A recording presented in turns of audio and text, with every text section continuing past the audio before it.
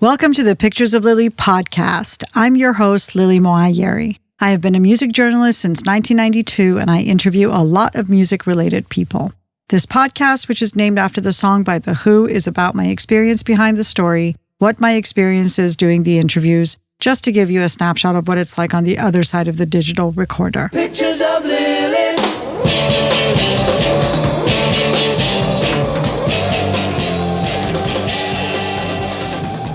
Thank you, everyone, for tuning into the Pictures of Lily podcast. This is episode 72. We publish monthly with a new episode posting on the second Wednesday of each month. You can find us on every platform by going to picturesoflily.com, where you can subscribe or follow us and also connect to us on Instagram, SoundCloud, YouTube, Pandora, and Amazon. Although it's really best to listen to the podcast straight from the source at picturesoflily.com, as it is the highest quality audio and avoids copyright restrictions.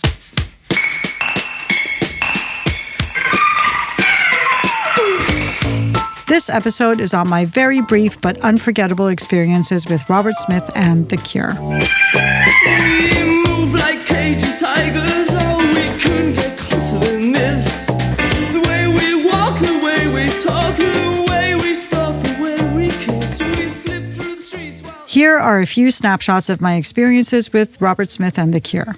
I should start by saying I am not exactly a Cure fan. Before you press stop on this podcast, I did try.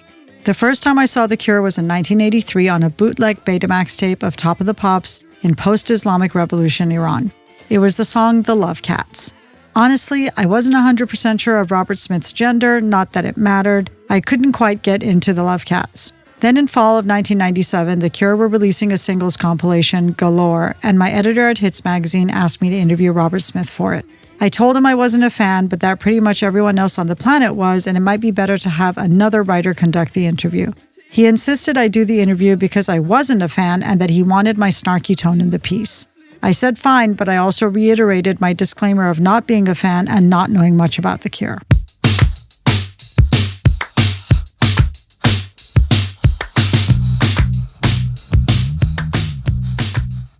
My interview with Robert was over the phone on September 25, 1997. He was at his home in the UK. I told him pretty early on in the conversation that I was not a fan of The Cure, and he was both gracious about it and amused by it too.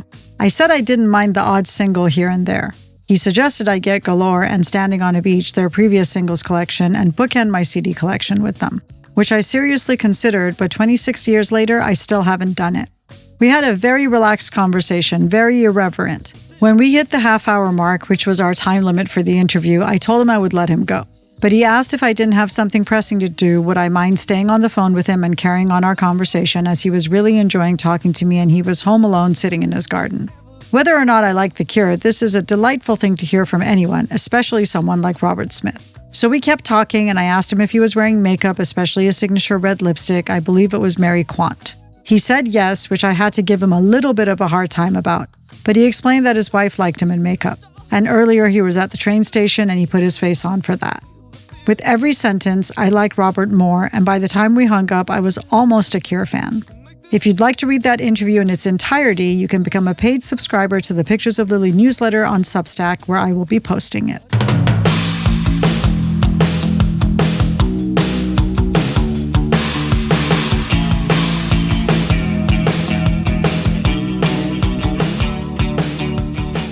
A month later, The Cure were coming to Los Angeles to an unusually small show at the American Legion Hall. I called their publicist at the time, who is still a good friend of mine, and asked to meet Robert in person. He said he was glad I had called because Robert had asked him about meeting me in person too. This rocked my world, and we arranged for me to meet them at the hotel and go to dinner. I went to the hotel, which was the Mondrian, which is still there in West Hollywood. This was on October 27, 1997. The whole band were there, not that I knew them, but they were super friendly and fun. I remember Roger the best from that evening. Robert was there, but he wouldn't speak to me.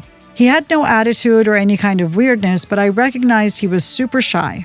We went to dinner at a Thai place, Talisay, down the street. Between the band and everyone else in the Cure entourage, there was quite a few of us at the table. Robert sat across from me and didn't talk much, but I did try and chat to him every once in a while. When the food came, I put my hair up in a scrunchie on top of my head. Robert lit right up when I did that, and he said, "I like your hair like that. You look shocked." I told him it was my food-eating hairdo so I wouldn't get strands in my mouth. This hairstyle really got him talking as he asked me if I was coming to the record signing at Virgin Records after dinner. I said no because I didn't want to stand around while genuine Cure fans cried and fainted in his presence. It didn't seem right or fun, frankly.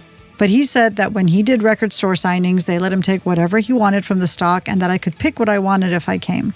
I asked if that applied to imports as well, and he said yes, so I said I would come.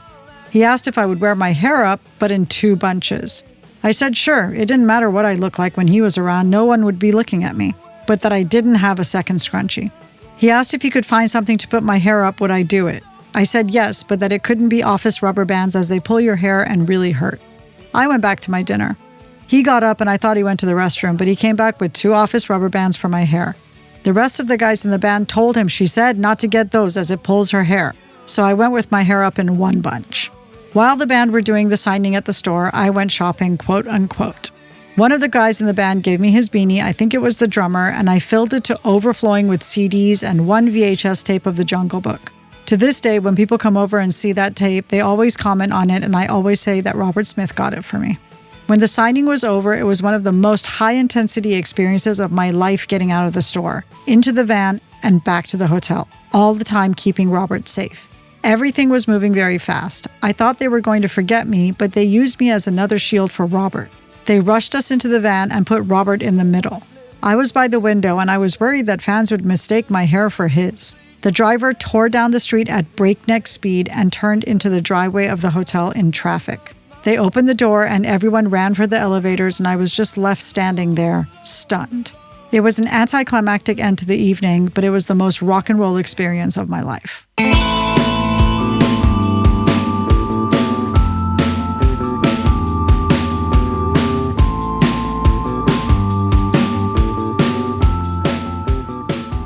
It wasn't over because there was still the show at the American Legion Hall the next day on October 28th.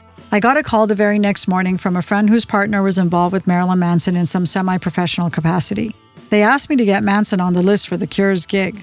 My response was, how on earth do you know that I have anything to do with The Cure? Our dinner was just a few hours ago. It's not like there was any social media then. But I said I would ask the publicist, and they took care of it. I took my first ever editor from my school paper, Stacy, to the show, who is a huge Cure fan. We had very good passes and spent a lot of time in the dressing room, where Marilyn Manson showed up with a gaggle of super young girls. I didn't notice how young they were until Stacy pointed it out, and I learned the slang term Lodi that night. That show was the only Cure gig I have ever seen, and those were my only in-person Cure-related experiences. These days, an old friend of mine does The Cure's front of house, and Robert keeps him very busy. My friend loves working for The Cure, and Robert is very down-to-earth from what I understand and does all the organizing himself. Down to Earth was also, of course, my experience with Robert. However far away, I will always love you. However long I stay, I will always love you. That's a snapshot of my brief but high-intensity experiences with Robert Smith and The Cure. You can watch a video version of me talking about this experience on Instagram, where I spoke to Vinyl Junkie about it in 2020. I will link that in the podcast. As I've mentioned for the last year and a half, there's a Pictures of Lily newsletter that goes out every couple of weeks that you can subscribe to for free. For my paid subscribers, I will have a special bonus newsletter that includes the interview I did with Robert for Hits magazine in 1997. I reread it prior to this podcast, and it's even more irreverent than I remembered. Robert sounds very different in it than you would expect, and if anyone is snarky, it's him, but with a lot of humor as well. I will link the newsletter in this podcast if you'd like to subscribe to it. That Robert Smith interview will post shortly. Whatever words I say, I will always love you. I will always love you.